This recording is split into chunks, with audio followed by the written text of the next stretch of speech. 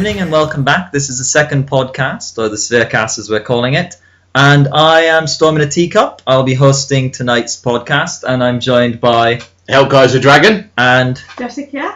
And tonight we will be discussing the Final Fantasy game series. We'll be keeping it to Final Fantasy 7 and above. And because this is quite a polarizing topic area, we're going to try and keep it positives and negatives as we go through this discussion.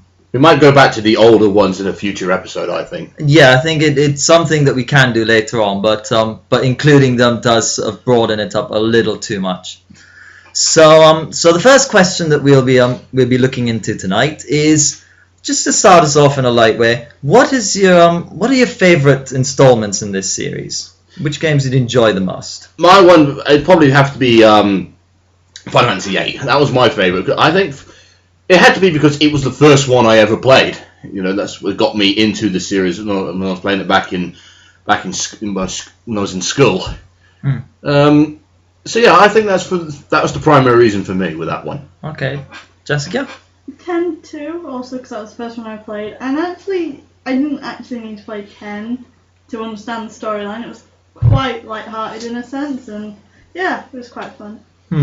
Well, for me, it's I tend to favour 9 the most, even though 8 was the one I started on. And I find 7, sorry.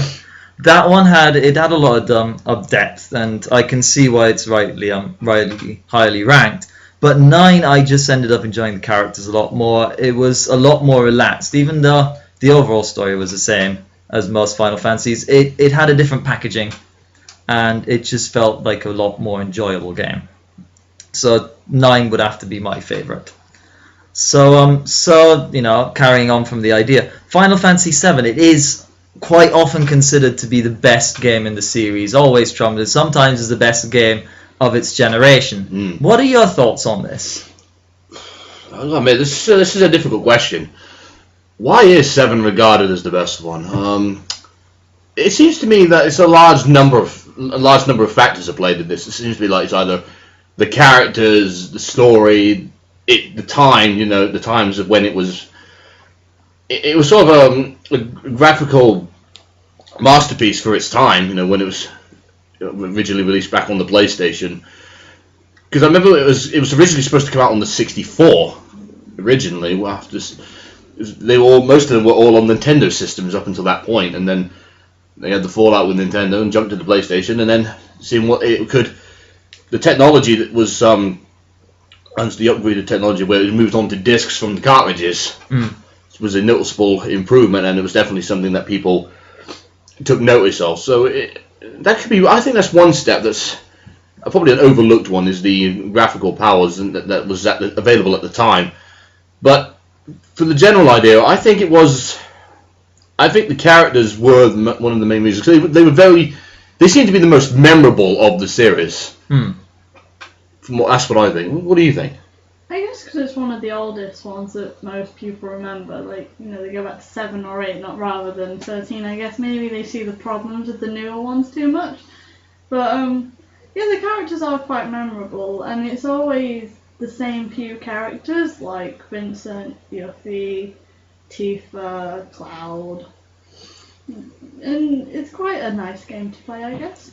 I think it's for me, it's rightfully put there, and the reason why it's rightfully put there is mainly the arguments that are used against it. Is that it's become cliched, the whole death of a character thing. Everybody's doing it now, but that's the thing, everybody's doing it now.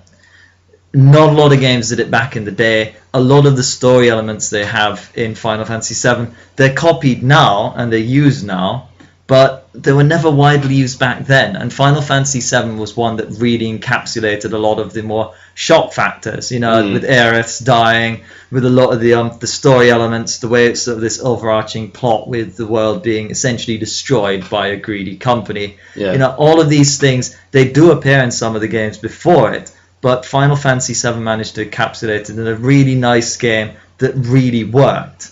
And they also did very well in sort of developing characters, so the whole thing just came off very, very smoothly. And not a lot of games do that.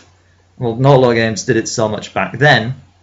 But a lot of games since then have tried to copy certain elements, so they seem cliched now. It seems like nothing important, but go back to the time when it was made, and then suddenly it becomes something significant. You bring up an interesting point as well when you said that there's some arguments about it. There's Seven's got that, seems to have the fan size, the sides of the fan base that say that Seven is probably one of the worst ones out there. You're going to get that with any game, but it's just surprising that 7, which is regarded as probably the best game in the series, as one of the greatest games of all time. It's just surprising that, why would you think that there's some fans that say it's one of the worst ones? Why do you think that could be? I mean, Maybe when I first started playing it, because I'm quite young, and I started off with 10-2, then 10, then 13, and then I played 7. If you're younger like me, you'll probably go, well, this is quite a slow game, you know. Games have got more fast pace, they've made it so you walk faster, you know, it's quicker to do stuff. Whereas in this game, you really had to be able to put a couple of hours aside, because you know the save points and stuff, and just be like, yeah, it may take a while, but once you've got past that, I guess. But I guess some people don't because of all these new fancy graphics and. So you're saying there's like a modern audience looking back at 7 that seems to be the most haters. Yeah, I mean, I didn't dislike it at first. I went, this is so slow, and I had to really get into it. And the graphics didn't bug me too much, but when you played 13, where it's amazing, you kind of have to go back and go, okay, this is great for its time. Yeah, I think a lot of the arguments I've heard against it, again, as I said, is it's if you want to look at it objectively, you have to look at it within its time frame, because there's a lot of stuff that's developed since then. A lot of people have used it, and if you sort of go on the modern time frame, you think, oh, these are tired cliches. But for back then, they weren't terribly tired at that point, and they encapsulated nicely. And then the graphical stuff and the way the game actually functions, all of those are very different from the way games are played now. And that might be one of the bases for it, especially for the more sort of, you know, you get the trolling ones, as you mentioned. You always get the people that sort of say that it's bad because they're spiteful. But the ones where there's a bit more logic behind it does tend to be that sort of argument, that they're thinking about the more modern games and finding errors based on that. So, but I should point out that, at least for myself, I'm no particular expert in gaming as a whole. So take it for what it is, more sort of an everyman sort of position. But just from my position, that's what I've really seen as sort of being the underlying issue towards that. So the next question is, what did you think of the change over in the more recent games from it being an open world sort of map to going to a very fixed path system? This has sort of really become noticeable within the last several. It wasn't 13 that, although very noticeable in 13, it was progressively from 10, I think it was sort of starting to be noticed. Personally, I think this is it's a tricky choice, because I can see why. I understand why they do it. It's because they say it's to develop the story better. It keeps the story structure more stable. If it's because if you've got a much more larger world, it makes it more harder to narrate the story. But I don't agree with that. I think you can narrate a story just as well, no matter how much freedom you're given in a game, personally. So I think, freedom, like with world maps and stuff, is always a good thing, because it gives you a lot more variety of what to do naturally. And if written carefully, which other Final Fantasies in the past have shown us, that with larger world maps, you can still have a well-structured story. So, Jessikyaa, what do you think of this one? I think they have to be careful on how big they do the map. It's okay with open world, but I always found 12 to be too big. There was, I could easily get lost, not know where I am. Of course, there's a map, but I get lost, and then you spend so much time exploring that I did sometimes forget what was going on at times. If you've been exploring for 2-3 hours this big open map, I mean, it's not a bad thing, but I think you just have to be careful on how big and how it's structured. Yeah, I always found, I played 12, and I enjoyed 12 up until I got the airship.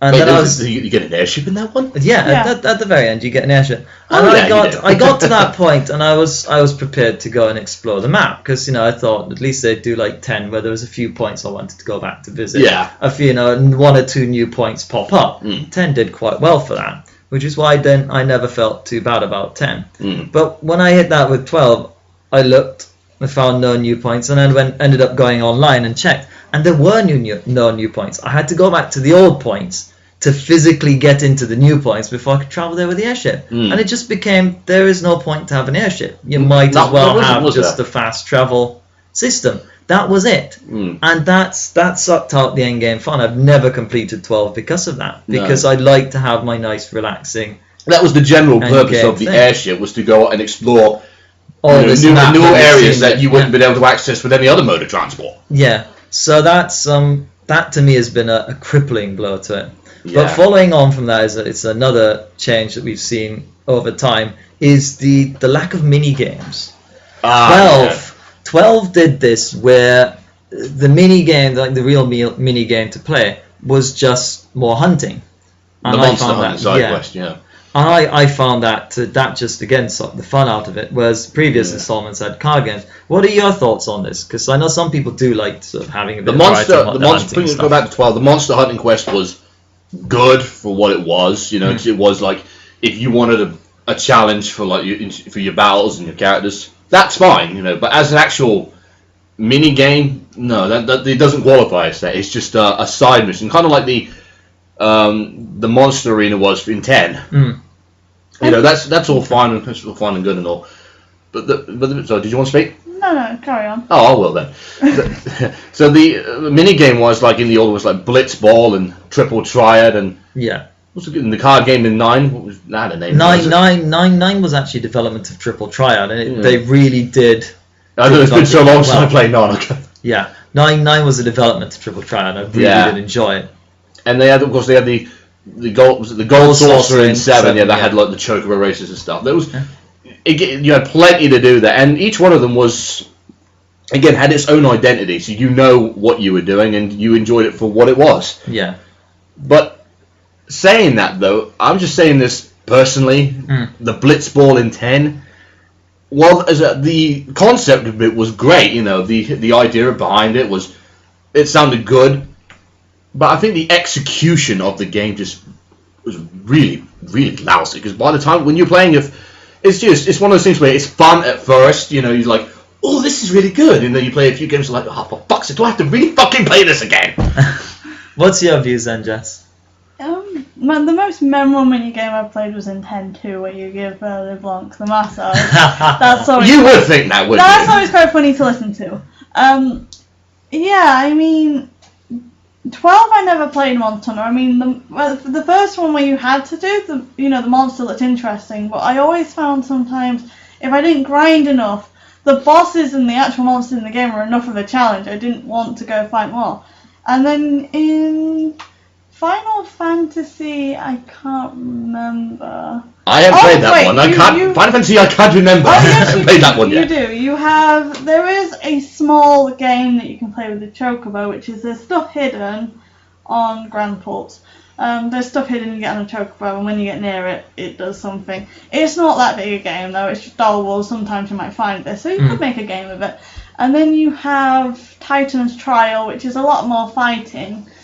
If you didn't grind enough in the game, it was found difficult sometimes. The thing, 13.2 had mini games. They were when you had, I can't remember what they're called, but it's the distortion in time. You had to fix it, so you played a mini game, and they had 2, I believe. But the thing was, you had to do them, and you had to complete them to carry on. So if you're not very good at mini-games and you don't enjoy them, then you're not really going to enjoy that game. It's like they're giving you the illusion of side quests, when in truth it's just like, nah, this is the main mission here. Yeah. It's pretty much window dressing. Yeah, 12 I always had the problem that I wouldn't mind hunting out a monster, but they tended to make them so hard. Didn't 12 had more than monster hunting, didn't it? I don't think so. I don't remember. If it did, I don't. I know they only had, like you said, you could only go out and get the espers, and then those 3. Oh, 10 also had where when people made the sea on Grand Ports, you could find monsters. While you were saying about monster hunting in 12 being quite hard, they did it in bands. Yeah. So you had like A, B, C, and one would be easier. I'm looking more at sort of the thoughts regarding it, Yeah. and I found that 12, I wasn't, I'd already spent all this time fighting monsters. I didn't feel like going through a lot of struggle and trouble, finding another monster to fight. It just wasn't fun. If it was just like a search quest, search for an item, I wouldn't have minded it as much, but it was just about fighting more. Yeah. The most fun I had was in Final Fantasy IX. I didn't like that they didn't let you ride a chocobo, but they made up for it very, very well, because they had this like little adventure thing. You'd find chocobo gardens, and you'd use a chocobo to dig for buried treasure. And it was just one of those that shouldn't have been as fun as it was, but it was so much fun. It was more fun than it had any right to be. Yeah. Especially because if you couldn't ride the bloody thing. Yeah. But when you see chocobo, you're like, oh, I mean, in 13 they had the whole, you saw all these chocobos but couldn't go on any of them. The chocobos weren't as lovable in 13. You had a baby chocobo with you though, it was adorable. But this is the thing is, I play Final Fantasy for those mini games. Those are the things I do as a side, when I go into a new area. Yeah. I've done fighting off X number of monsters. I just want to play a bit about. And to go back to Blitzball, I mean, you found it tiresome. I found it really enjoyable. I did enjoy it right up to the end. I'm not saying it was bad, Well, I am saying it's bad, but what I'm saying is it dragged on, especially because if you wanted the big reward at the end of it, you had to get the sigil to get one of the ultimate weapons. If you wanted that, you got to play it. So much of it, by then it gets so boring. I have to agree that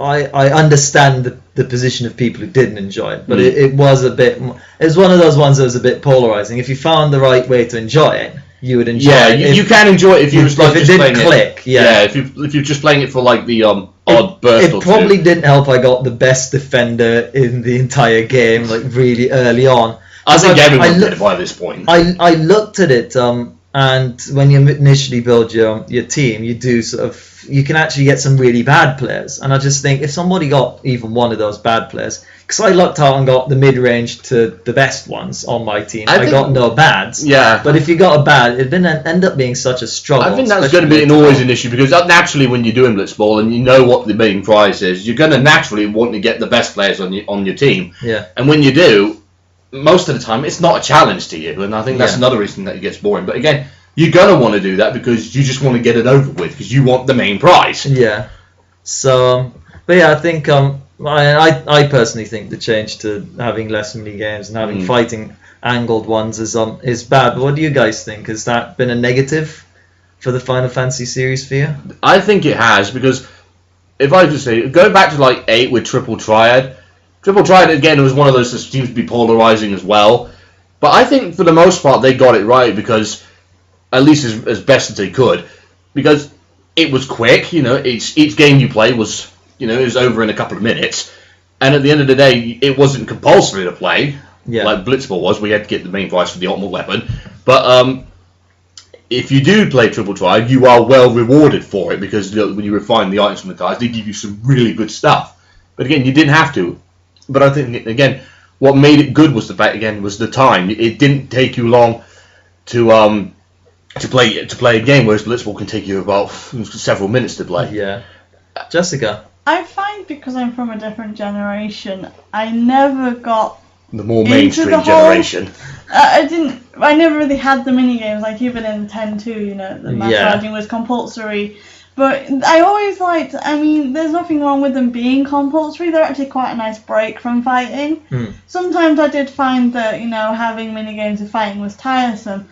But I always found that even the compulsory ones were quite a refreshment. Like when Yuna was handing out the balloons to the Moogle, that was like, oh, I got a little bit of a break from fighting and get to,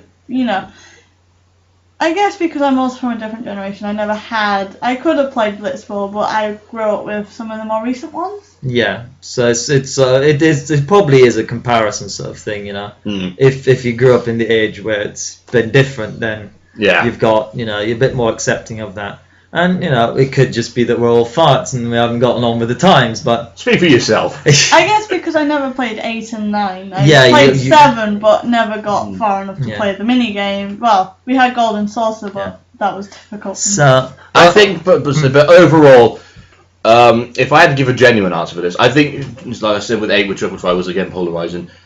7 was probably the ideal one because you had a ton of variety in it, and each one was noticeably different. Yeah. And again, same with 8. Each one you played had a reward at the end of it. So I think if they were going to include mini games again, they should continue with like 7 did. Gives you like a big location where you can go and play all your mini games. Actually, they did give you in 13.2. They did give you like the Golden Saucer. They gave you Serendipity, although it is more gambling games And more.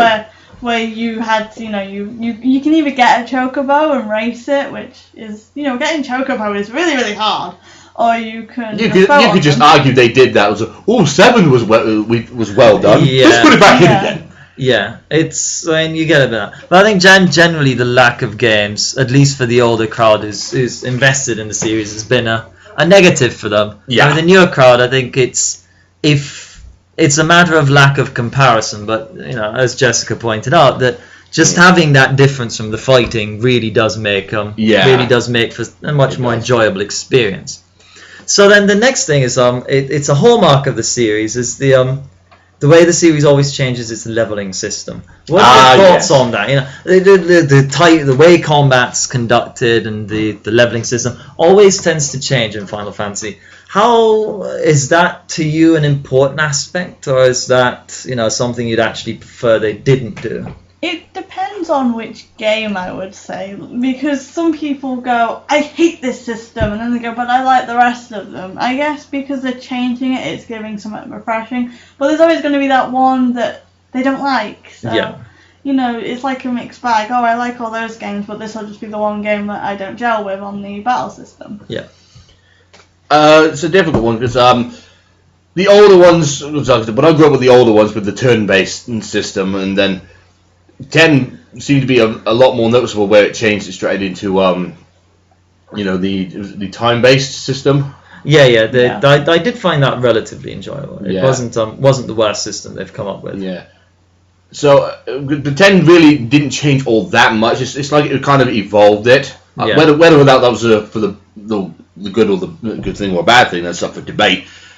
I personally thought that was a good thing. It was still keeping like the original premise of the older systems from the older ones, and adding something new. It was still it required as much strategy, and it was still can be just as tricky. Like the old ones. It just evolved in a different way. 12 was one that I did not get on with. There's like a real MMO feel. Yeah. When they were all on the screen, that I did not go with that. It gave you to give you the illusion that it was a real turn-based strategy battle system. 13, I don't know. Do we even need to go there? Is it just because I don't find that the actual controls, like the press to attack, haven't changed much apart from Lightning Returns. The games I've played, they've always had the standard attack, It's always just been, is it real time, or, with 12, you could move about and attack and all that craziness.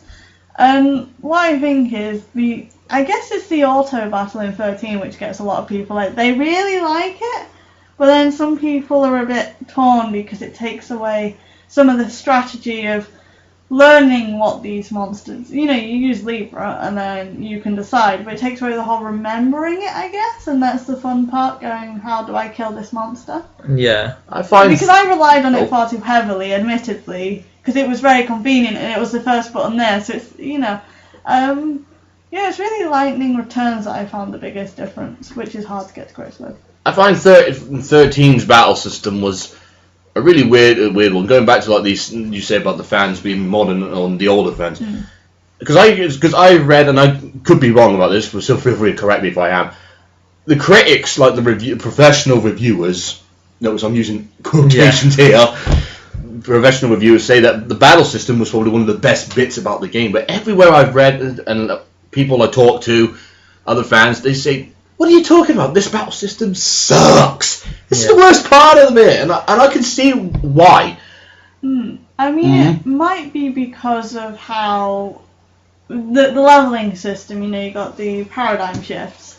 It's a little bit, not entirely similar, but like the sphere grid in 10.2 where you could change the classes.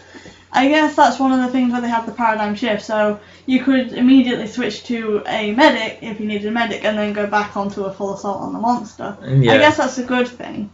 But the auto attack, I relied on it too much and you sometimes wish you didn't, I guess. Yeah, I mean, from what I've seen of the Final Fantasy 13 battle system, it's an interesting direction but a very, very bad execution, where it's too much of a change from Final Fantasy, and this is something that's always going to be a potential issue when you're changing your combat and leveling system, is you're going to hit a leveling system change that's too different. Yeah. I had that problem initially when I did Final Fantasy and Final Fantasy 7 to Final Fantasy 8, is that the whole system changed a bit too much for me. I was just a bit lost. Yeah. But, I later picked it up and I learned to enjoy it. Yeah. But it's a similar thing, it just changed too significantly. As you said, 10 was brilliant because it did some changes, but it still felt, still what you remembered. And I'd say the same with 8, that they didn't change too much, but again, that was one of those things that polarized people. People said 8 was, oh god, I hate that, the junction system on that. But it wasn't anything as drastically different as 13 was. Lightning Returns is now the most drastic in my mind.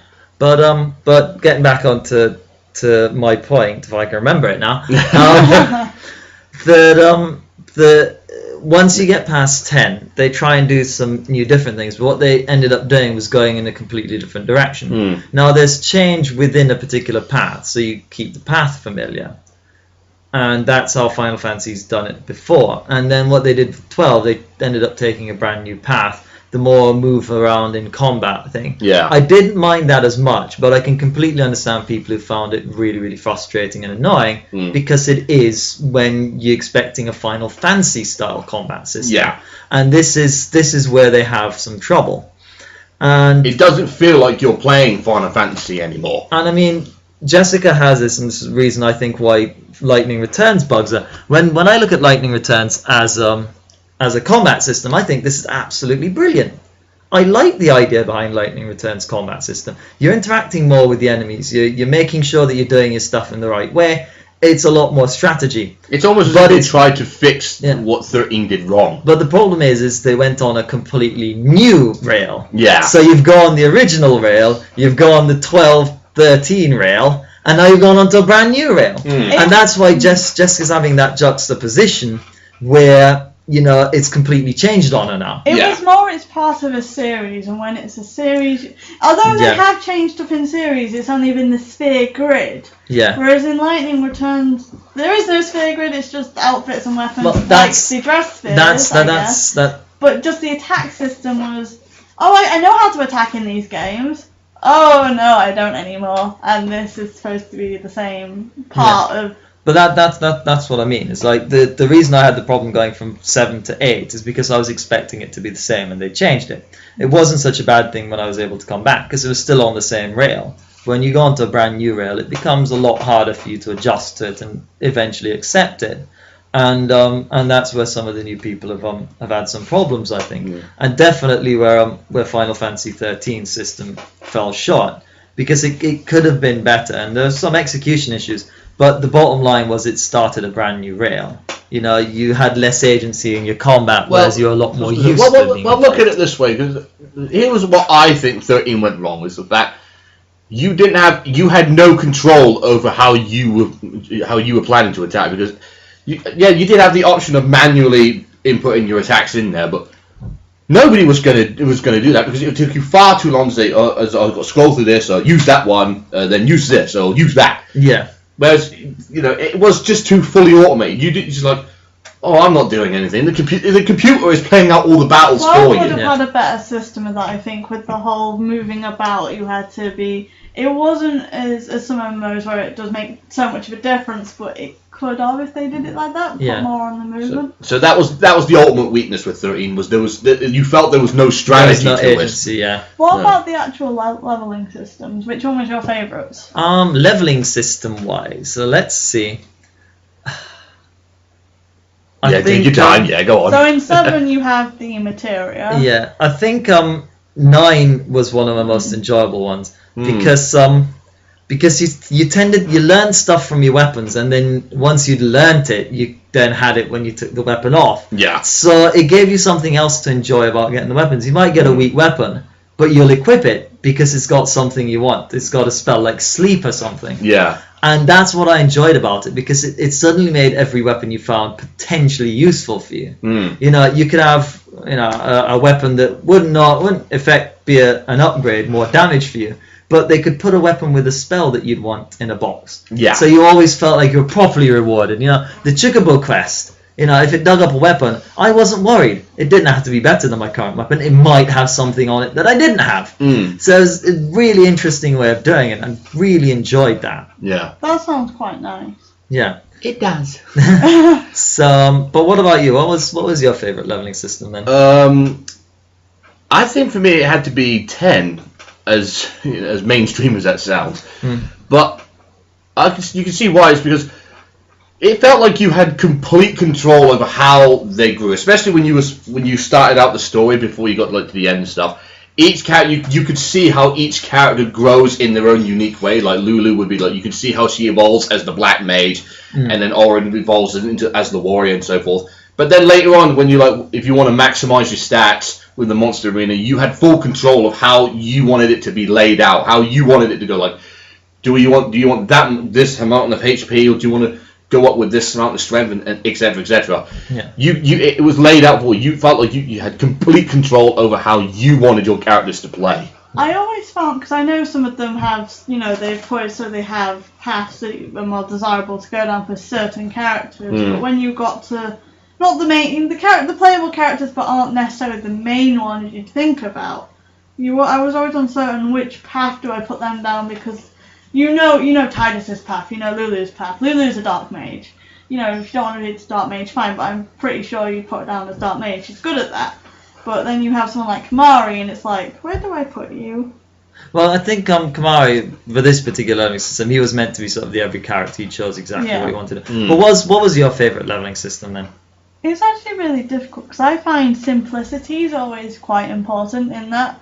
Because I always... Advances should not be simple. I mean, 12 was quite nice as in the checkerboard. What I found with 13 was you can level up, but then you got to a certain point and you found it harder to level, and you had your weapons. 13 was the wrong way to go, in my opinion, because you were capped at certain stages. You could only get up to so far. You have to beat a certain boss. You could progress to the second stage of the Crystarium. I was like, no, you don't want that. You don't want to be capped.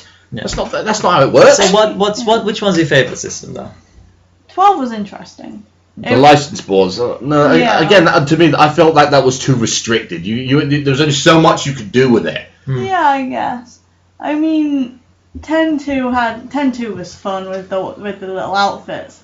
I believe they tried to replicate that in Lightning Returns with all the outfits, because you can't level her. 10-2 was definitely an idea, because that was like a back to basics feel. Yeah. So 12 for you. We've got 10 with me. I thought 10 was it. And I think 9 I just like the way they did it, and you interact with the items. 9 was definitely a good premise. I do agree with that. 9 does sound nice. So then the next question. This one's it's definitely going to be a hotter record. But which one did you think had the best story? Ooh, that's going to be a tricky question. This one's a doozy, so have a think about it. But I'll start off and I'll postulate, even though I'm a big fan of 9. Postulate? Always using big words now. I know. But although I'm a big fan of 9, I have to say 10 was probably my favourite. Because they went a different path with it, and they had the fixed path system going for that, essentially. But 10, when it came to the actual storytelling side of the story, they got it just right.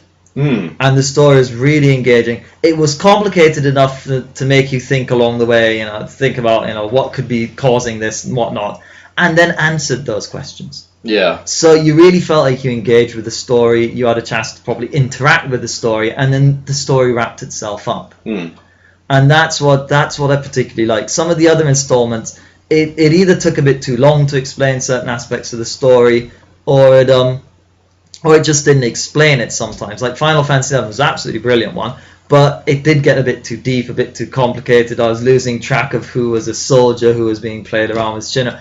It got really confusing. Yeah. Whereas 8 kept it nice in a nutshell. You knew what was happening. You didn't always knew what was happening, but you knew that at some point, soon enough, you'd get some of the answers you need to continue with the story. So as sort of a narrative part of the story, it was really good at telling that. And the story itself was really interesting and really well told, I felt. So who wants to go first on theirs? 10 was nice. I do quite like 13 though. Boo! I know some people don't enjoy it. It was just the fact that you learned every character's story. No, you didn't. That's what they did. You did not. Well, the thing is, it does take a while to learn their stories, but as the characters develop, I mean, especially with the further games, they do develop more. But I just feel you learn a bit about them just travelling through the game. So you'd have this air of mystery about Lightning, but as you went through the game, you'd learn a bit about her. I know there was a lot of reading associated with some of the parts, which is sometimes a problem. I just thought it was a nice story in a way, because I know all the Final Fantasy have somewhat of a moral as well, I guess, or just a general thing. Don't even know what you're talking about now, do you? No. But yeah, what about you? Which one was your favourite story? I've got to completely disagree with 13. 13 had the weakest, but be that as it may. Because it's going to be our personal view on that. But what's your personal favourite then? Right. All that aside, it was either going to be a choice between 8 and 10. 8, I would say, I might be a little biased towards 8 because that was still my favourite one, but overall, I would have to probably agree and say it was 10. That's not to say 10's was perfect, because let's face it, they all got their problems. Yeah, they all got issues. Like 10 had, especially 10's in 10's case, it started what seemed to be an identity crisis with the main characters from that on. You had 10, it seemed to be like Tidus. Tidus. I'm happy with Tidus. I know it's Tidus. Yeah, I'm happy with Tidus. It's Tidus. Fuck that, it's Tidus. It's Tidus. You got Tidus. They said Tidus is the main character, but you look at it, it's like, no, it's not. Unit is the main character here. Yeah. It's just told from his perspective, so he's not really the main character. And then you got Vaughn from 12, and he's like, no, you are not the main character. Yeah. It's not Vaughn's story. So it seemed to have a real identity crisis with its characters. Some of the characters do have their flaws. Some like, oh, you don't care about them. Unit in 10 was probably the most strongest of the characters. Yeah. You could really see how well she grows not as a summoner, but as a woman herself. Yeah. So I would probably say 10. I probably had the best written story, as well as the characters that seem to have developed the most. Well, what do you know about 8? Because you mentioned that 8's a close contender for it. So what is it? I don't know if it's just me being a little biased to it, but 8 was the main character with Squall. There was a bigger notice in his change in personality and how he grows. Probably a lot bigger than somebody else in 10. But and the storyline with like the sorceresses and the wars and stuff like that was very well done.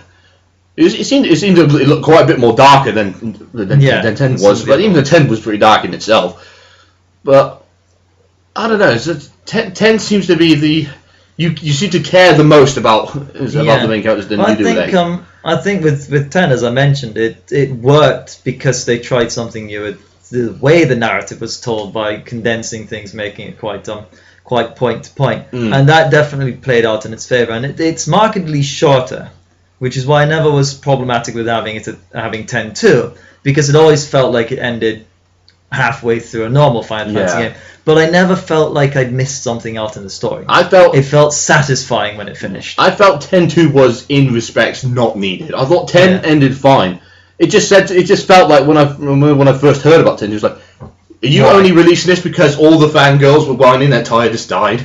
It's like, oh no, the main character died. Oh no, Unit's gonna go all emo on us because the one she loves is gone. Unit was pretty strong though throughout the game. I guess it just didn't make sense because Tidus was just a dream. So. Yeah, it just felt 10 ended perfectly. It was on the stronger note. 10-2's just sort of ruined it. You know, To me, Ten 2 had its perks though. I mean, you did have the side story of Len and her experience. I liked what they did with. I agree with that. I thought Len. Sorry, I'm interrupting you, but still, I felt Len and Shuyin were much more interesting than Yuna and Tidus in 10-2. That was. I thought they were the much stronger of the characters. This is the thing is 10-2 is a bit more about Len.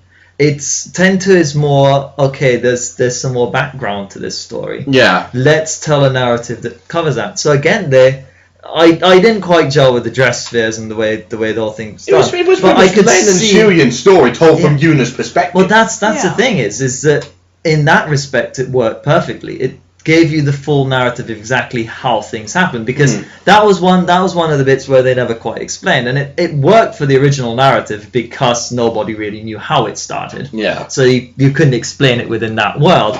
But what they did with 10-2, it became sort of an exploration of how did it all start. So yeah, in a lot of respects it becomes Len's story, but also it doesn't start with Yuna being completely destroyed or anything. Yuna's still a strong person. She's gone on to be a strong person, and then she finds a glimmer of hope for something. You know, it's a very human thing. If you find a chance, you've carried on with your life, but then there's a chance of reconnecting with somebody that you once close with, you take up that chance. And that's why I'm quite happy to accept it. I, like you, I was like, well, why do you even need a 10-2?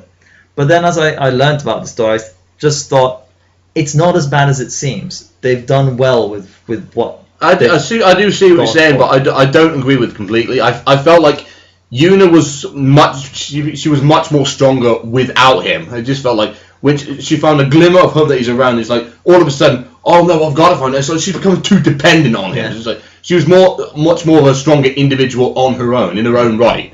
Well, I'd argue that's a very human thing. Is when we lose something important to us and we have a chance to get it back, we do become a bit obsessive. So it's one of those that might polarize. It's debatable, but I can see its place, and I'm quite happy to give it its place in the narrative of that story. Yeah. Even though you could take it out and you won't lose anything, by putting it there, we have gained something. And that's why I'm quite happy to accept it to some degree. I also think it works quite well, as in you don't have to play 10-2, whereas in some of the other games, the sequels, like Final Fantasy, you have to play them. It's very planned that there was a sequel, whereas I think 10-2, it doesn't have to exist. 13-2, you wished you didn't have to play. Alright then. So speaking about the carry-ons and whatnot, we go on to the next question, which is, what are your thoughts on side games and the sequels as a whole? I think we pretty much covered that already. But I think just in general, because Final Fantasy is always about doing something new, and that includes a narrative. And 10-2 is what really broke that sort of long-running thing, is that you always started a new narrative as a new story every time. So what are your thoughts on that? Because Final Fantasy 7 ended up continuing that thing with the 7 did it in an interesting way, and with the Vincent games were brilliant to me. The Dirge of Cerberus and Bicycle, but I thought they did it perfectly fine with Advent Children when they did it as a film. As a film, I thought that was a really good idea, because it's just a 90-minute film with a separate story and a continuation from the original. But you don't have to spend so many hours getting invested into it all over again. So I think that was well done, because let's face it, the only people that are going to watch Advent Children are ones who have played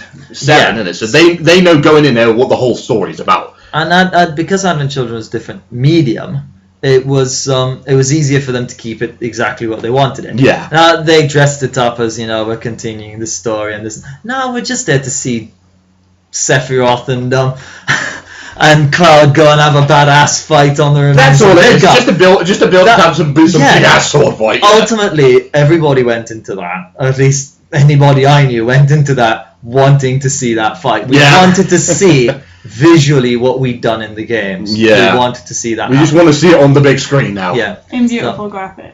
So that worked. But then you get like Crisis Core. I felt it explained a bit more of the story, but because it was the same type of game, I never got into it myself. Dirge of Cerberus did something completely different with the gameplay, and in that respect I was like, well, if you're going to have a knockoff, a side game, well, it's perfect to completely change the whole medium.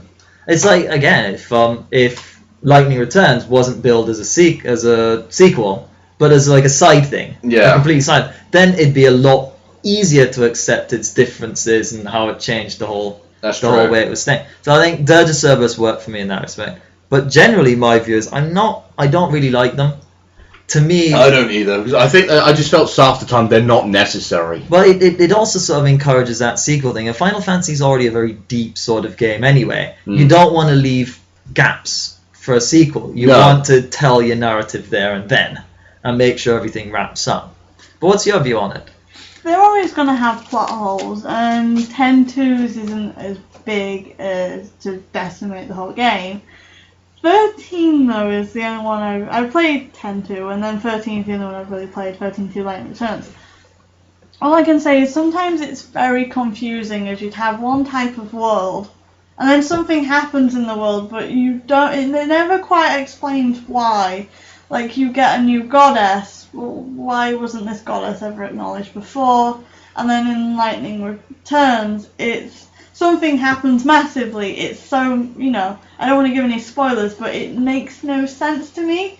And having to just play through the game to know that, because I don't even think 13-2 was a carry-on. You knew it was a carry-on, because I think it was planned it was going to happen. Yeah. I think that 13-2 was made because all of our fans are not liking 13 here. We need to do something to fix that.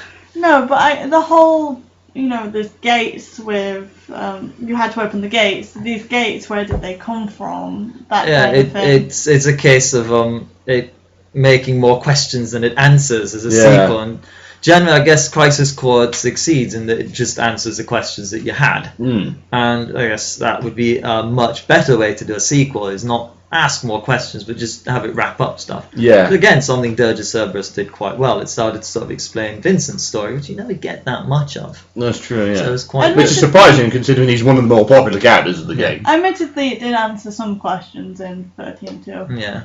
It was just, you were chucked in with 2 new characters. And also, usually in the Final Fantasy franchise, it was so different in... You usually have quite a large party, 6. This was 2, and you were learning about other characters, but you also had to learn about these 2 characters you hadn't learned about before. Whereas I guess in the other games, they only chucked in 1 main character, usually, I guess. Yeah. That you didn't know. So that was strange. But they're not bad. I quite enjoyed them. It was, you sometimes just had questions, and without extensive research, which you don't really want to do when you're trying to get through 80 hours of a game, admittedly. So moving on to our final question for the night is, moving forward, on a personal level, because I'm not going to be objective here, this is more of a subjective, what improvements would you like to see for any future games that make you more interested in buying it? We'll start with Kaiser.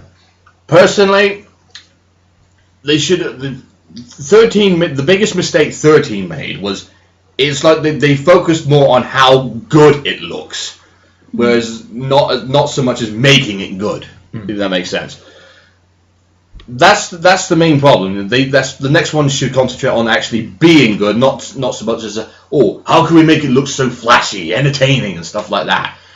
Because 13, a comparison like 13 is like, they made 13 so much like the Advent Children film. They just made it so fast and furious and stuff like that. No, you don't need to do that. That's taking all the fun out of it, in my opinion. They should make it like, I think it's like that saying, go back to basics. Yeah. And I think that's what they should be doing. Go back to the old style of battle, just because it gives you a much more bigger emphasis on strategy, and that's what it needs. It needs more emphasis on how you're going to approach a scenario here. Yeah. Jessikyaa? I think if they want to keep developing the game and make changes, maybe do something... I've always noticed, apart from 7... the games I've played, all the characters are human, and there's been currently, like 13, there's a lack of race. I like the, all these different races you had. I would quite enjoy a game where you did play a different race again, like 7. So you played as someone like Red, or a Moogle even, because it's a different type of fighting, which is quite nice. I think for me is if they can't do the open world, at least when you do fixed points, give us some interesting new points to explore. Don't have us unlock them. Just have them there so we can explore them. And have us unlock new points from the points you've given us to explore. So we're seeing new content, we're seeing new stuff. We feel like we've got a chance to explore. If you're going to give us an airship to go somewhere new. And don't do it in DLC. And the other thing is mini games. They're really understated, but Final Fantasy is a real slog sometimes. There's lots of fighting, lots of leveling up, and just having a moment, at the end of a session, you don't want to wrap up, you play a few card games, and it also gives you something else to shoot for as alongside the story, and something to say, okay, I'm nearly at the last boss. Let me go and wrap up some loose ends, and the mini games becomes the loose ends. It's what gives Final Fantasy its depth, and it's what made it quite interesting for me. And a lot of the more recent ones have lost out a lot of my interest because of that being missing. So that would be my sort of thing, to re-include that. And then, as has been mentioned, focus a bit more on the story. Get the narrative a bit better. Enthrall me a bit, because Final Fantasy 12 was a bit of a slog at times. I enjoyed the story to some degree. 12 did have its moments, I did forget the story at points when it was too open, though. It was a bit forgettable. Yeah. So that would be my thing. It's sort of, as you said, go back to basics, look at what was the key thing, and start bringing them. I noticed one key aspect that seems to be overshadowed is apparently when they were making 13, they were building it from a Western point of view, and I think they've openly said this. They were building it like how would the West and the guys in the West would make a game, and that's what seemed to be the big described as the long corridor.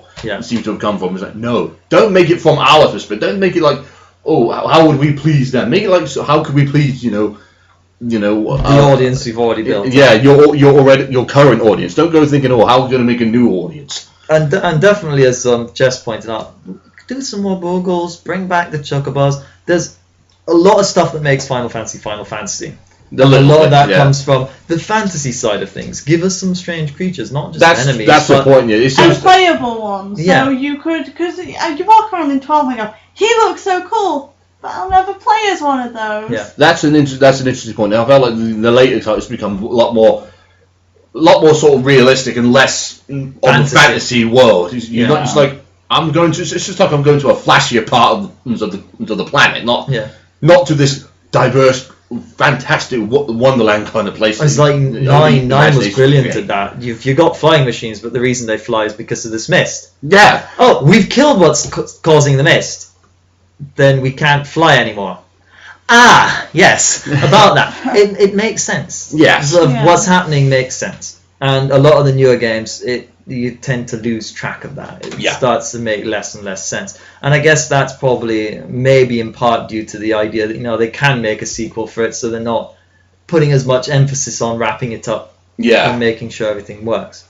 So anyway, we'll leave it as that because we're coming up to the 1 hour mark. But just to wrap up, it does seem that there's, as expected, it's quite a polarizing set of games, and there's a lot of different positions. But at the very least, there does seem to be a distinctive difference between the more recent players of the new generation, if you want to link it that way, and the older generation. Those that were able to play sort of Final Fantasy 7, 8, 9 do tend to have a very different position to those who sort of grew up more on 10 and the newer ones.